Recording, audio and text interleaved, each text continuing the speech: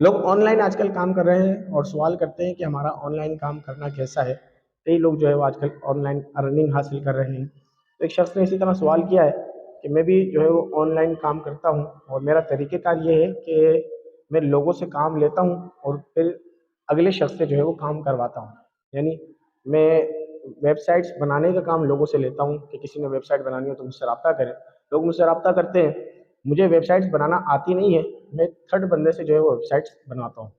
तो क्या मेरा ऐसा करना दुरुस्त है और इस तरह की कमाई मेरी जायज़ है या नहीं? तो याद रखें, इसका दुरुस्त जवाब ये है कि अगर जिसने काम करवाना है वो शख्स आपसे तय करता है कि काम आपने ही करना है या अपने अपने हाथ से ही करना है, तो इस सूरत में आपका किसी और से काम करवाना जायज़ है। हत्ता कि अपने शागिर्द से काम करवाना भी जायज़ नहीं होगा। तो अगर आपका उससे तय ये हो जाता है कि काम आपने खुद करना है, तो इस सूरत में काम आपने ही करना होगा, किसी और से करवाना जायज़ नहीं है। अगर किसी और से करा दिया है तो उजरत वाजिब नहीं है। ये दुरुस्त मसला है। अल्लाह करीम हम सबको जो है वो शरीयत के मसाइल के मुताबिक ही अपने काम काज करते रहने की तौफीक अता फरमाए, हलाल रोज़ी कमाने की तौफीक अता फरमाए।